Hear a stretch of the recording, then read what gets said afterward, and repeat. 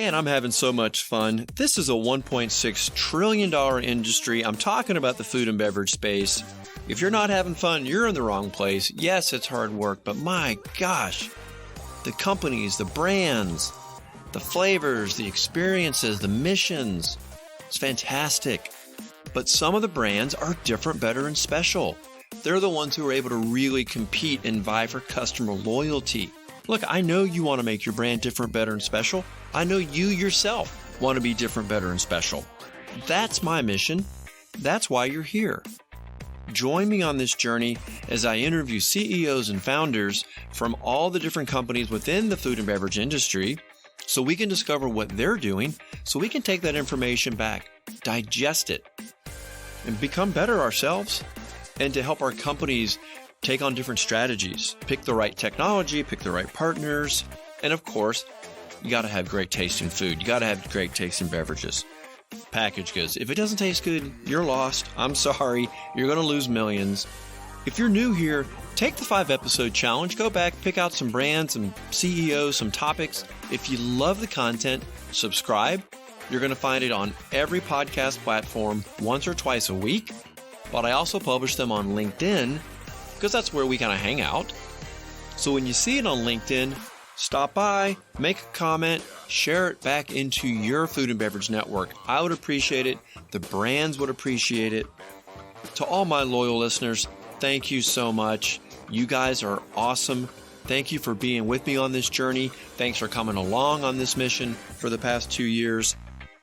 If you are considering a strategic job change, message me. Let's have a confidential conversation.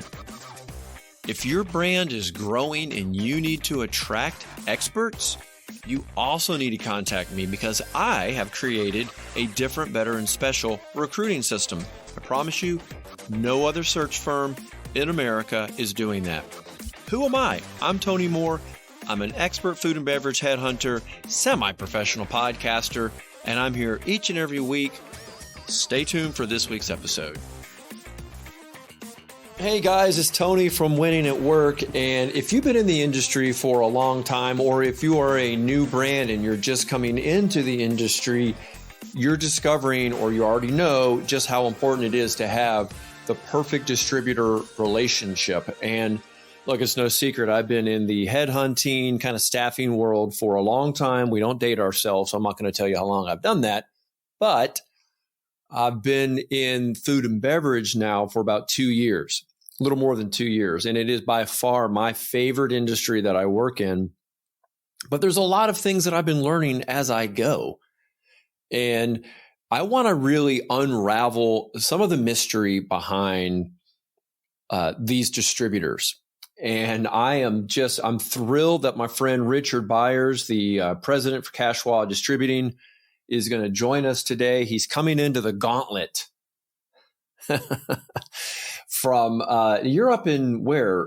North Dakota? Fargo, North Dakota. So when I hear Fargo, I think of the movie. It's nothing like that, I hope. So I moved up here pretty much right after the movie was launched, if you will. And I realized that no, it's nothing like the movie, and most of the movie wasn't even filmed in North Dakota. It was mostly Minnesota. Good because that was a weird movie. If you don't know what I'm talking about, you probably need to watch the movie. But okay, good because I know when I tell people, I'm from Georgia, they think of Deliverance. It's like, no, this is not. That is not it. We don't have dueling banjos out here. So. Richard, pleasure to have you back in. It's good to talk to you. I know I've got a lot of questions. I'd love to kind of dive in and kind of pick your brain around the world of broadline distributing and just distributing in general. But before we kind of get into our main topic, tell us a little bit more about Cash-Wa. Sure. Well, first off, thank you for having me, Tony. So Cash-Wa Distributing. So funny story, but it's actually pronounced Cash-Wa or Cash-Wa, not Cash-Wa. It's spelled Cash-Wa. Yes. So I've already stuck my foot in my mouth. So pretty it's much spelled Cash-Wa. However, the correct pronunciation of the company is Cash-Wa. It's a long story. If you'd like me to get into it, I sure can. Um, give us the cliff notes. We've been around about 88 years. We're a family-owned company. We're on the second generation. The third generation is coming into the fold now. So the first generation owner, again, 88 years ago, when the first individual was painting the first truck, apparently he didn't stencil it out right, and we became Cash-Wa instead of Cash-Wa. And that's the long and the short of that story. And we stuck with it ever since. So for 88 years. Oh my God. User error. 88 years ago. We're talking about 1934. So back then, I'm sure paint was a little bit more of a hot commodity. And you were like, well, we got a truck. Well, we got to stick with it. Here we go. So when I first heard that story, it should have been a Y. So yes. they should have put a Y at the, and they literally just went without. That's and after 88 years of building a brand, why change it now? Oh, that is hysterical. That is hysterical. Talk about making a mistake that has defined a company. But so being defined that way, we've had tremendous success. So we're actually the largest independent broadline distributor in the Great Plains states. We go all the way from the Canadian border down to Oklahoma City and everywhere in between. We operate 3 distribution centers in the Midwest, and we also have a produce company and 2 supply and equipment companies. One we just acquired this year. And we also have a couple of freight and logistics companies. So we're very vertically integrated when it comes to an independent, in our independent thinking. We're also part of Unipro, which is one of the largest buying groups for food service in the United States. Pleasure to be with them. They do a great job with private branding and really have a lot of tools for our customer base and customers around the entire country. So that's a little bit about Cash-Wa in a nutshell. I saw that. Yeah, you've got quite several affiliates and roughly 20,000 SKUs. So that's kind of mind-boggling to me, and that's kind of what I really wanted to kind of dive in with you first. Sure. Because I know you guys are focused on. You've got 4 different channels roughly: restaurants, healthcare, education, and C-store. Yeah, they would be our 4 main ones, correct? And then hospitality goes hand in hand with the restaurants. I think. What hits me first is how do you even decide what products or brands you want to bring in the first place? That's a great question. So historically, and the reason I say historically is I'll bring us back up to where supply chain's at today, because what we did in the past is not what we've done most recently in the last 2 years. Historically, we would partner with other vendors or manufacturers. So let's just use some of the big names. So a Tyson, a Hormel, some regionals like a Cloverdale Meats, and some of those type. We would, because of proximity and distance, and we like to keep things local. So that's where I bring in that Cloverdale, right? So Hormel's also in Minnesota, but they're a national brand. They're huge. And so is Tyson and so on and so forth. But we decide based upon the product offerings that those vendors have available and what is needed in our marketplace for our customer base. And because of our customer base, where we're located, there's not a ton of fine dining white tablecloth restaurants. There's some, but not like you would see in New York or California or Florida. That said, we don't carry a lot of those higher end unique items. We carry more of your main staple items such as burgers, fries, soft serve, things of that nature that people in the Midwest are going to want to consume. We do bring in unique items from time to time, depending on the customer and what the customer needs are, and then for their customer base. That said, with the pandemic and the supply chain, things have changed dramatically for us. So our partners are still our partners, so nothing's changed there. However, our partners are struggling in some capacity, whether it be in labor, raw materials, transportation, and they can't get the products to us that they could historically. So with fill rates dropping down by anywhere from 8 to 25%, down into that 75% fulfillment range, we've had to start looking outside the box. And what we've done there is not partnered per se, but we brought in additional vendors that we would not have probably brought in historically that are just fulfilling those needs at this time. Because quite candidly, whether you're a restaurant, a hospitality, or healthcare, you still need food. And we want to fulfill those obligations we have to you. So brands are changing. I'll just be very candid about that. Whereas in the past, we promoted our brands and we're going to continue to do so.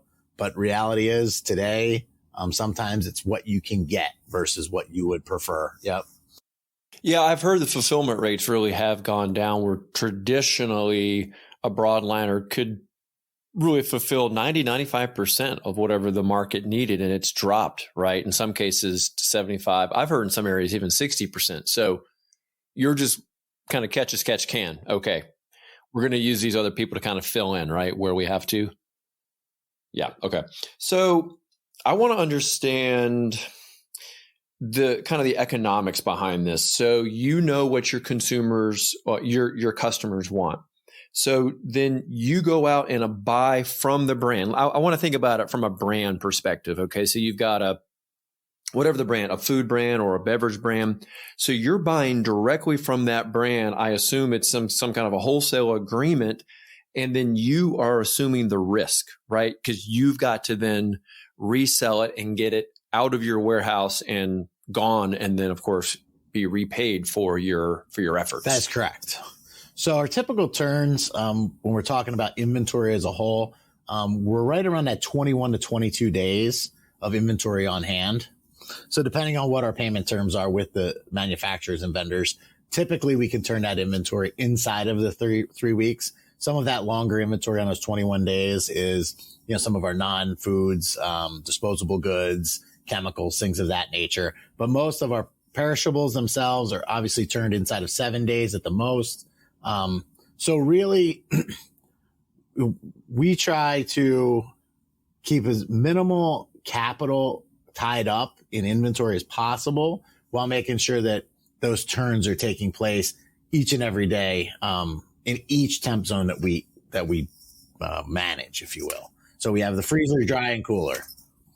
Got it. And that explains it, because I was trying to just kind of sort out in my head. You've got 20,000 SKUs. You just must be really so heavily invested in your own inventory. So that makes sense. You've got your perishables, which you keep on a quicker turn. You got the more durable goods that you can keep on shelf longer. And then, of course, you negotiate with your brands, right? So your payment terms are such that hopefully you've already sold it, and then you're getting, then you're having to pay for it. So the money kind of passes through and you don't have to invest as much. That really kind of helps me understand kind of that situation. So walk me through a 30,000 foot view, right? What is the traditional kind of workflow or operation of Cash-Wa or just any distributor, Sure. really? So with most distributors, it start out with, we procure the products. So our purchasing team and our category managers decide what we're going to buy that we were discussing earlier. With that's what comes in the building. Now it's up to our sales team to go out and get those customers to sell those items to. We have about 2,500 customers here in Fargo, or in the Fargo distribution area. With that, once we get the applications from them, we begin to procure the products. Things are in the building. We do receiving every day. We usually receive around 1,200 pallets, to put it in perspective, and a day, 1,200 pallets a day. So when we get those pallets in, our receiving crew, and they're amazing. We have 10 people on that crew, and they get it done every single day. And so here's the intricacies of distribution in our world. So we have to get all the receiving done before the order selectors come in at 4:30 to begin picking those products, to reload those trucks to go out that night. And because of our geography, we have 3 states that we're pretty much centric in out of this distribution hub. And we have 8 domiciles. So those shuttles have to go out in a timely manner each night. So after the orders are selected, after those are transmitted by our associates and in the system, then they're extracted and picked by the order selectors, loaded on the shuttles and or local trucks, depending on where the route originates from. And then they're dispersed among the 3 states that night. And then the route drivers show up, meet the shuttle drivers. They cross-dock products where needed. If not, then they just hook up to their trailer and begin their route. And routes go anywhere from 8 to 14 hours a day. So our drivers are working their tails off, and they're doing an amazing job. We have some of the best in the business. That said, once that's done, they scan all the products, and then the customer pays the invoice, so on and so forth, and we repeat, rinse and repeat, for lack of a better term. And this is an ongoing process. It's a 24-hour operation, 6 days a week. So there's a lot of room for error. Fortunately, we have such a great group of people that errors are mitigated. You mentioned category management, and I know that's a big part of the retail world, right? I mean, those category managers, they're really diving into consumer trends. They want to know what products are hot. They want to know, who's making those products, who can give them the best margins, who can help fill those baskets. Certain products bring other products into the basket, so on and so forth. So how do you guys handle category management? So category management in the distribution world is just like retail, actually. So you kind of nailed all the high points. So you're looking for the best products. You're looking for the best cost of goods, as well as, is there any additional funds available through those vendors? And you can't partner with every. You mean like spiffs or yeah, not spiffs? Yeah, spiffs or incentives. Kickbacks. I don't know. Sure. Maybe you don't call them kickbacks. No, we don't call them those. That out. Oops. No, we would call them incentives. So like incentives. Yeah, so and there's also opportunities too with category management where someone will say, "Listen, they're already a partner of ours." So that's what I want to clarify too.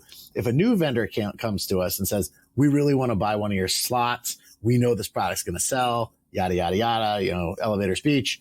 But if we've not done business with them in the past and we have nothing to go on and we haven't really seen their product in our marketplace, it's very difficult to buy into, yes, we want to put your product in. We want to tie up a slot. We want to tie up capital, and we want to hope that this is legitimate.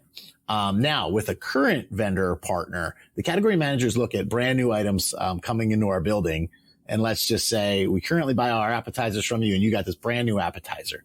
And you're like, you got to bring this in. It'll sell, guaranteed. So guaranteed has one meaning in our world, and that is the vendor is going to guarantee it either going to sell or they're going to take it back. So let's say they say, bring in one pallet. There's 80 on a pallet. We'll guarantee that entire pallet. They also have support out there. So whether it's a manufacturer rep or a broker, a lot of our manufacturers use brokers in our communities, and they help our sales associates sell these products. So between those two entities, as well as our sales force, the theory is we can push just about anything out of our building. But if it's a product that's not needed in the market, and we do determine that, hey, we sold 30 of these, but the other 50 are never going to go, then the manufacturer would normally take those back and or credit us.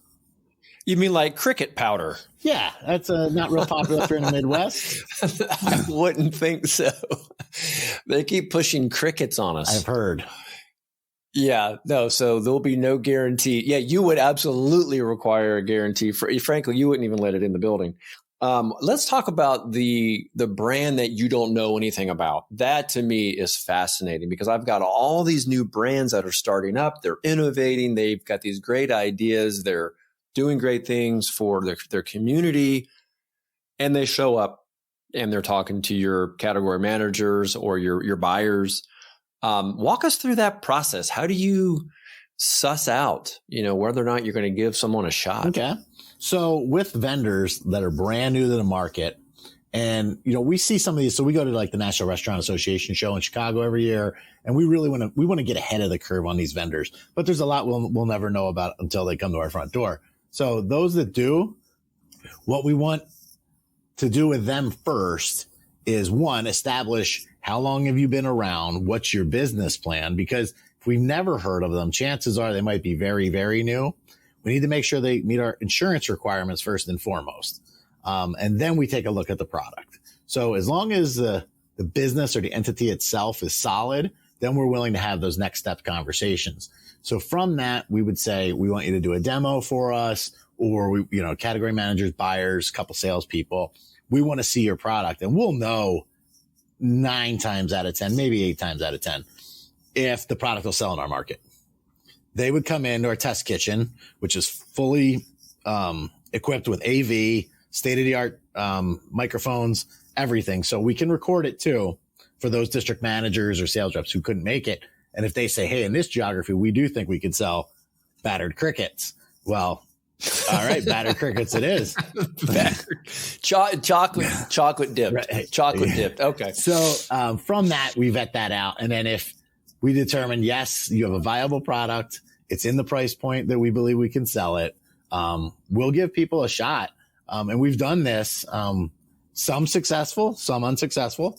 But at the end of the day, at least we're always giving our operators an opportunity to show things to consumers they may not have seen. Now, do they all stick? No. But at the same time, it's our obligation to be that knowledge base for the operators, because they're so busy nowadays with labor, trying to find cooks, servers, so on and so forth. They need us. Right. They need that distributor rep to come in and really consult for them, not just take the order. Right. Let them know this is our local community. Well, this is your local community. These are the brands. These are the manufacturers that are out there. We've tested, we've tried, we love these.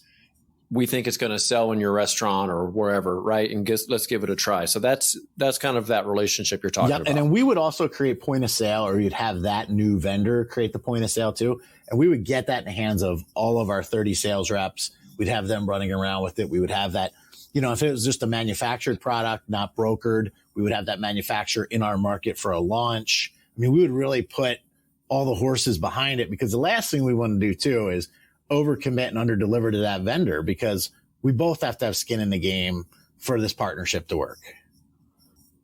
Well, what I'm still trying to wrap my head around is when you have so many SKUs, you clearly have, or maybe you don't, more than one option to give a restaurant.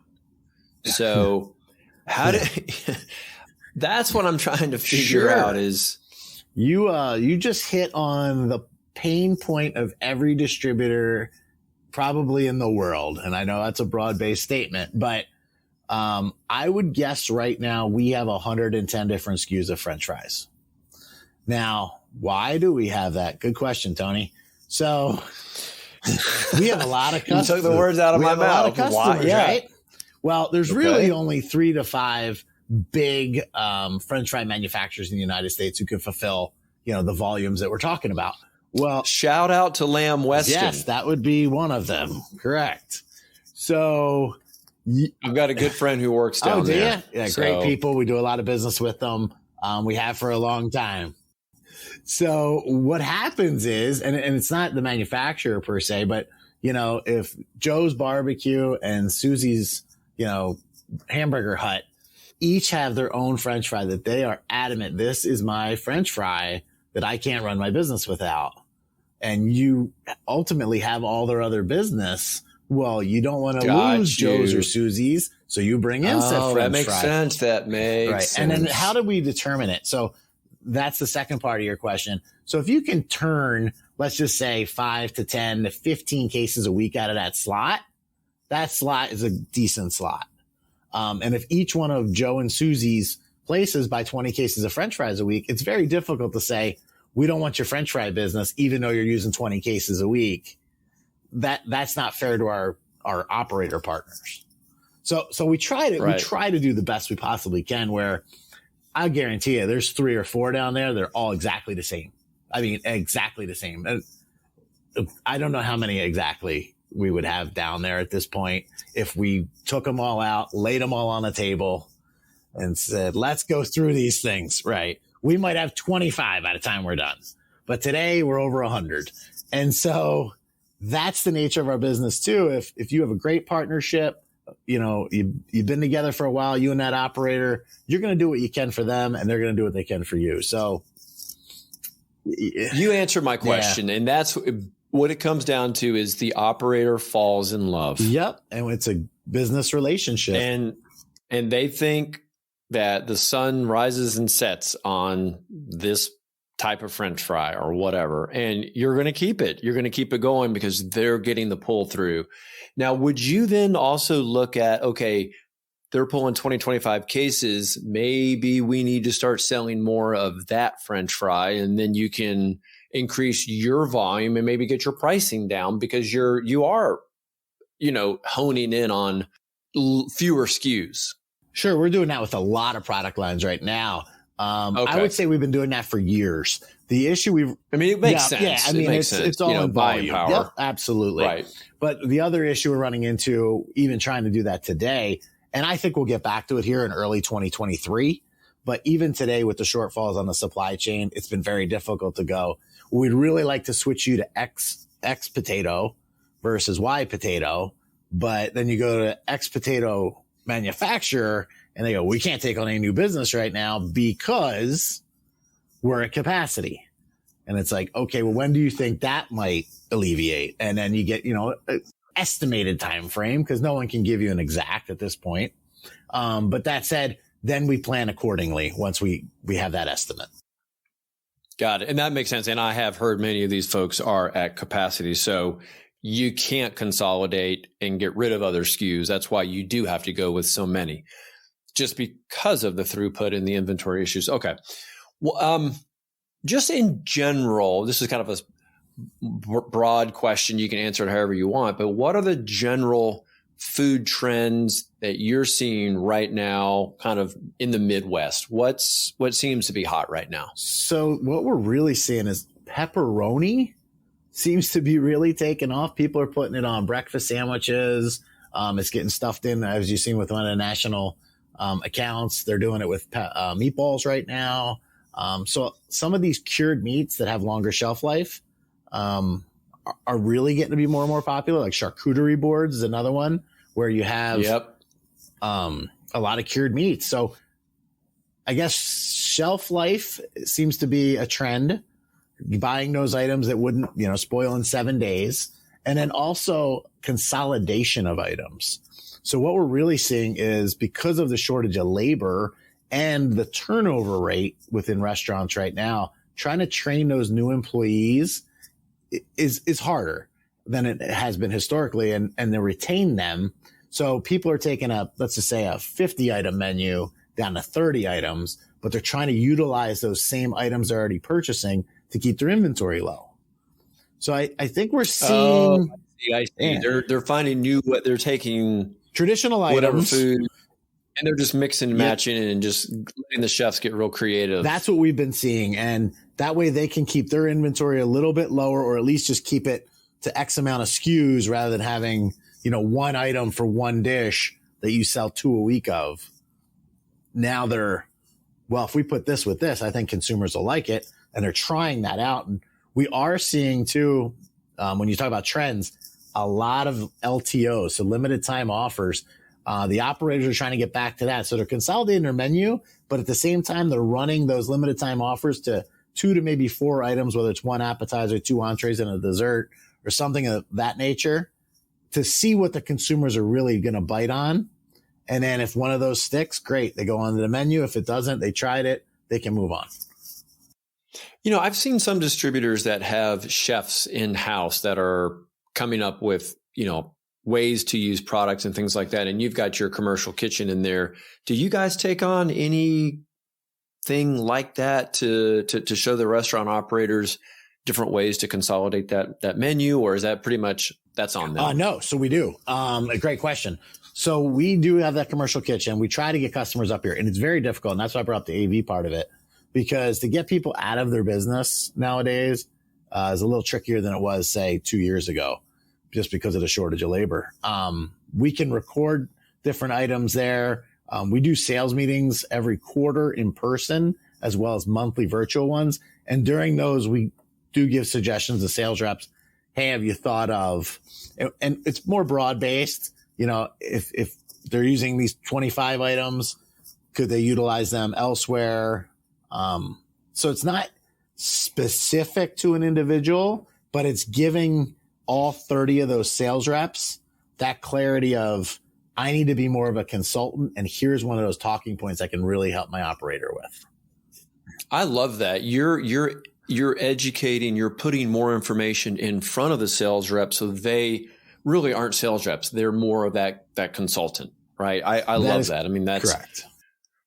And look, I mean, your background is in sales. I mean, that's kind of where you come from, so it makes total sense that you would be running and kind of, wanting that from your sales reps. Well, look, I think this has been just a great overview. I mean, I think you have a very complex business. I think it's a very time constrained business. Plus you've got the orchestra that goes on out in that warehouse every day. Are there other major challenges that distributors face that maybe that we haven't discussed? I'm kind of curious. Right now, I would say it's three components, and it's the same thing most people are facing. It's the inflationary market. So historically, whereas if we managed our inventory to a dollar amount, if we hit X threshold, we would be at capacity. Well, today we're significantly over that threshold and our inventory slots are in manageable condition. So we're managing our business different. We're managing it by case and cube rather than by dollars because the inflation's throwing a wrench in how we've historically done some of our inventory management. Then you have labor. So with the shortfall of just getting qualified personnel, we're unfortunately working our associates more hours, a little bit harder than they would have in the past. But we're trying to do all we can so we don't cause burnout for our associates because they really are our most important asset. And then the third one is the supply chain. When that supply chain starts to right size itself and we can go back to, I don't want to call it business as usual, but managing our business where it's not a forest fire 3 times a month. Like we were going to be out of Susie's French fries type thing because they just said they can't produce them. Those type of hurdles that we didn't necessarily have ongoing. So when those 3 things come back into alignment, even if inflation can get down that 4% range, that would be huge for everybody, not just obviously food distribution, but getting that right size, getting the labor back to where the head count needs to be, getting people back to manageable hours, and then getting in the products that we so desire versus the ones we have to go procure. Great overview. This has been very educational. I know it's kind of helped shed some light in some areas that I was a little unclear on. And if, again, as I said at the top, if you're new to the food and beverage industry, the distribution model is a little confusing. You know, direct to consumer is obviously just what that sounds like. This is a whole different kettle of fish, a whole different kettle of crickets, I should say. It is. That it is. So with that said, I guess as we kind of wrap up, are you guys looking at bringing on any more brands, or, you know, for the last half of the year? Or are you guys pretty happy with what you have? You're just kind of, as you say, just kind of manage inventory, labor, and supply chain here on out. So it's interesting you just said that. Yesterday we got in. We talk about brands and things of that nature. So there was an item that was competitive in our market, but our manufacturer chose no longer to make that item or couldn't make that item for some reason or another. So our head of category management, he's been working on getting a replacement for this item for the last, I would say, going through all the loopholes you have to go through to create a product, probably about 9 months. The product came in this week, and it's actually in a Cash-Wa branded. This is our first Cash-Wa branded appetizer. We're beyond excited about this. And so our sales team is running around like crazy this week. I just saw an email. We just sold 6 cases right before I got on the call. Well, what is it? You're leaving us hanging. It's not crickets. What is it? Crickets. We want something that's actually edible. So we chose to go with a ham and cheese ball. So it doesn't sound like it's the coolest item in the world, but here's the thing. They're delicious, number one. They're economical for the operator, and consumers really enjoy them. And there's a lot of different things you can do with them. You can do them as appetizers. You can do them on top of a burger nowadays. You could do honey, you could do hot honey with them. You could do some sort of mustard blend. There's a lot of different things you can do with these, and they're versatile and they're inexpensive. And so it's something that the market was requiring. We went and sourced it with one of our vendor partners, and they were able to get it done in 9 months, and now it's on our shelves. Ham and cheese balls coming to a restaurant near you. Are these fried? They are. They're breaded. Well, that's why they're delicious. Yep. They're breaded and delicious. Address will be forthcoming for samples. No, that's great, Richard. That's great. Yeah, but just so you guys know, that was not planned. That was not planned. Well, what's the best way for people to reach out and connect with you, Richard? So the best way to reach out to me would probably be via email at richard.byers, B-Y-E-R-S, at CASHWA.com. Awesome. Well, it's been great. It's been good talking to you again and kind of looking under the hood at how you keep that engine running up there in the Midwest. Richard, thank you so much for being here today on Winning at Work. Tony, thank you very much.